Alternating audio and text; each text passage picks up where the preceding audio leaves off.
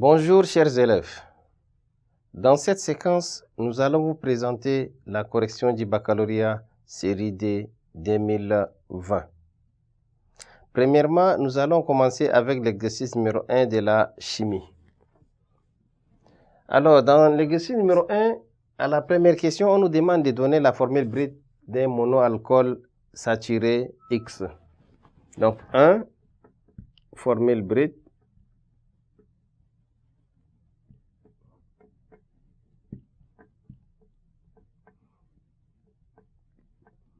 d'un monoalcool saturé. Formule brute d'un monoalcool saturé. Et donc, la formule brute d'un monoalcool saturé s'écrit de la forme CnH2n plus 1 OH. Ou bien, on peut encore écrire sous la forme CnH2n plus 2O. Voici la formule brute d'un monoalcool saturé. À présent, on passe à la question 2. Eh bien, chers élèves, à la question numéro 2, on nous demande de déterminer la formule brute de l'alcool X si sa masse molaire est de 74 grammes par mol.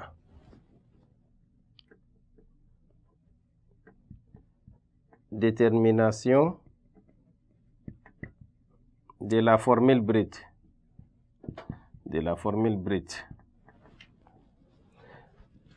Comme on connaît la formule générale d'un alcool et que la masse molaire est donnée, il est facile de déterminer la formule brute en utilisant la relation de la masse molaire.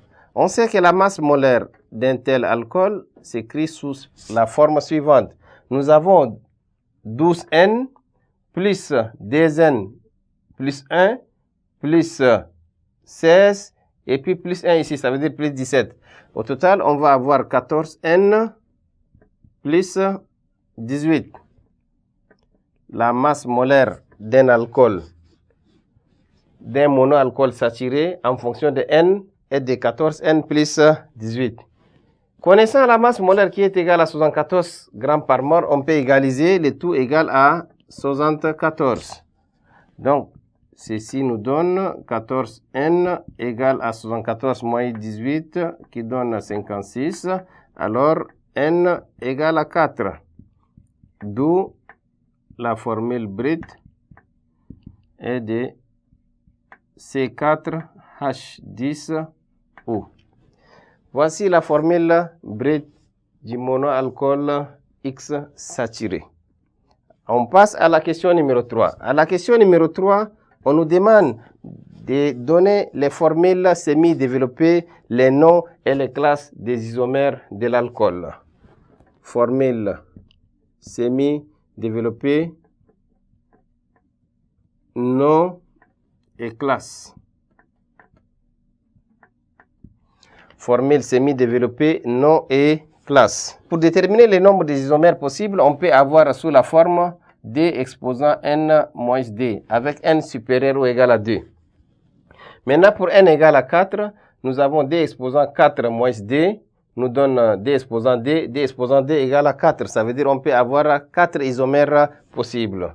Donc, premièrement, on commence avec le CH3, CH2, CH2 et CH2OH.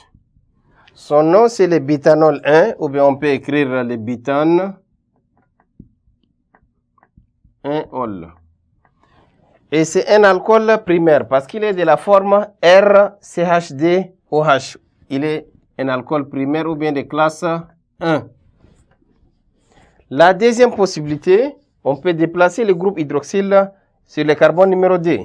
Donc, on peut avoir CH3, CH2, CHOH et CH3. Et comme le groupe hydroxyle est positionné sur le carbone numéro 2, le nom de cet alcool sera le butane 2-ol ou bien butanol 2.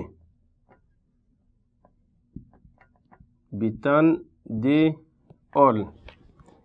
Et là maintenant, Le groupe CHOH est entouré de deux radicaux. On a un radical CH3 et un autre radical CH3-CHD. Donc, il s'agit d'un alcool secondaire ou bien il est de classe 2. Maintenant, troisième possibilité. Pour la troisième possibilité, on va faire une ramification. Donc, on aura CH3, CH, CH3 et ici CH2OH.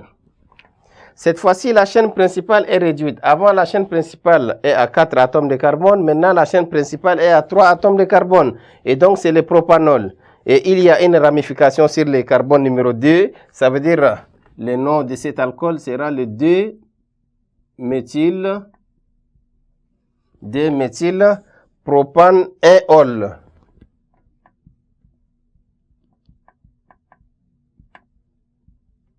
Déméthylpropanéol.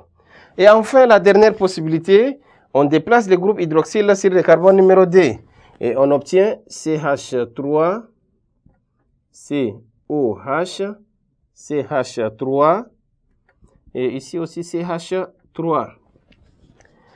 C'est toujours le déméthyle, mais cette fois-ci, le propane sera le propanedéol parce que le groupe hydroxyle est positionné sur le carbone numéro 2. Et donc, ici, ça sera 2-méthylpropanedéol.